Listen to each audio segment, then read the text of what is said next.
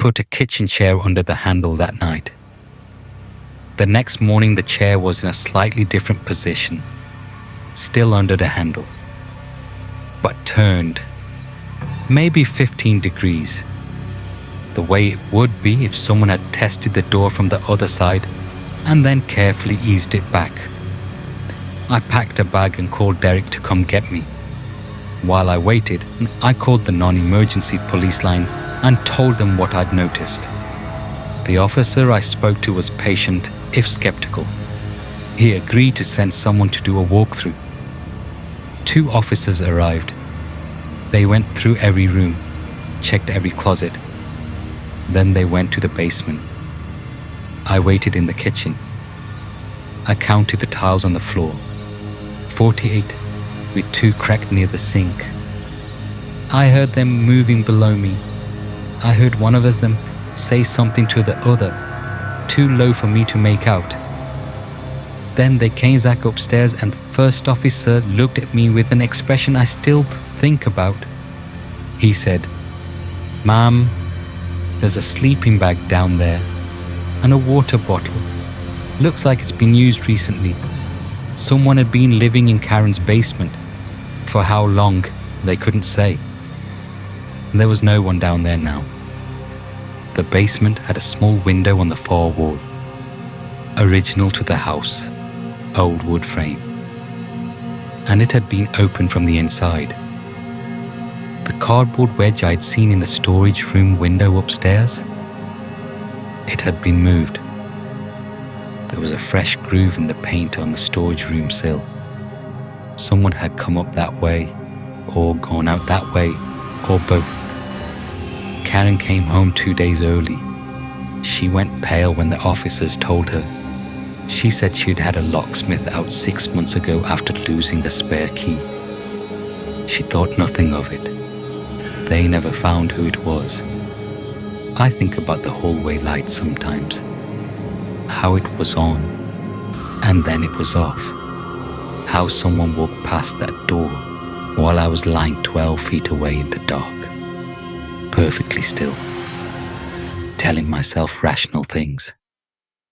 How they heard me not sleeping and went back downstairs and waited. Mr. Winters knew. He always knew. He just didn't have a way to tell me. The light at the end of the hallway was off when I went to bed. I know it was off because I turned it off myself. So when I woke up at 2:11 a.m. and saw the thin yellow line glowing under the door at the far end of the hall, my first thought wasn't fear, it was confusion. And somehow that was worse. My neighbor Karen had asked me to house sit while she visited her sister in Portland. 1 week, and I water the plants, feed the cat, don't let the mail pile up. I'd done it before. 2 years ago, no problems. The house was a normal 3-bedroom colonial on a quiet cul-de-sac. Karen was a retired school librarian. Nothing about any of it should have frightened me. I told myself it was the lamp on a timer. Karen had mentioned timers for the living room light. I closed my eyes and waited for sleep to come back. It didn't. At 2:34, I heard the floor settle. That specific, deliberate creak of old hardwood under weight. Act 2. Rising Dread. 1:30 to 5:30. I want to be honest about what I did next, because I'm not proud of it. I lay completely still, barely breathing, and I waited. I told myself a dozen rational things. Houses expand and contract. The cat, a fat orange tabby named Mr. Winters, moved around at night.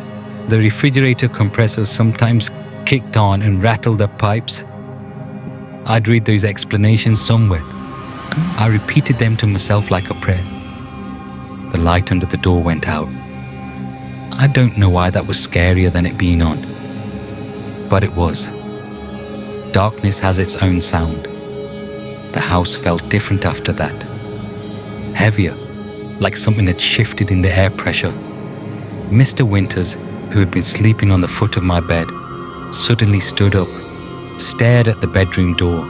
and left the room without making a sound. Cats don't do that for no reason. That's what I kept thinking. Cats don't stare at empty doorways and leave rooms for no reason. I checked my phone. Called Karen. No answer. It was almost 3 a.m. her time. I texted, "Hey, random question. Do any of the hallway lights have timers?" Then I set the phone down and tried to think clearly. The doors in Karen's house all had these old brass handles, the kind that depress with a thumb latch. I watched mine. I watched it for so long my eyes started to blur. Nothing moved. After maybe 20 minutes, I felt idiotic enough to get up. The hallway was empty. The light in the back room, a room Karen used as storage, was off just like it should have been. The door was closed. I stood in the hallway for a moment, half awake, listening to the specific silence of a house that isn't yours. Then I noticed the storage room door wasn't latched all the way. There was maybe a centimeter of gap between the door and the frame. I was certain it had been shut tight. I checked every room the first night. I always do in a new space. It's a habit from living alone for years.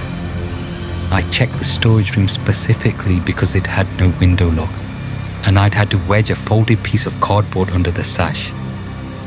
I pushed the door open with 2 fingers. It was just boxes, old textbooks, holiday decorations, a broken floor lamp wrapped in a moving blanket. The cardboard wedge was still in the window. Nothing was disturbed. I exhaled, went back to bed, and eventually slept. Act 3, escalation. 5:30 to 8 on day 4. Karen texted back about the timer. No timers in the hallway. Those switches are manual. Why? I told her it was nothing, a weird dream. But I started paying attention differently after that. The basement door. I need to tell you about the basement door. It was in the kitchen, next to the pantry, and Karen had said nothing about it except, "Don't bother going down there. It's just the water heater and some storage." I hadn't thought about it once, but on day 4 I noticed the smell. Faint, damp, like a room that hadn't had airflow in a long time. I crouched and felt cold air pressing out from under the door. That's not unusual in old houses. Basements bleed cold, but when I pressed my palm to the door itself, the wood was warm. I stood up and stepped back. I told myself the water heater. Of course, the water heater. That's literally what Karen said was down there. I almost opened the door right then. I should have. Instead, I walked back to the living room and sat on the couch and watched television with the volume too high until it was light outside. That night, I called my friend Derek and told him everything. He laughed a little, then stopped laughing, then said, "Is the door locked?" I'd never thought to check. I went to check. The basement door didn't have a lock, just a handle. I turned it, felt resistance, and for one terrible second thought it was locked from the other side.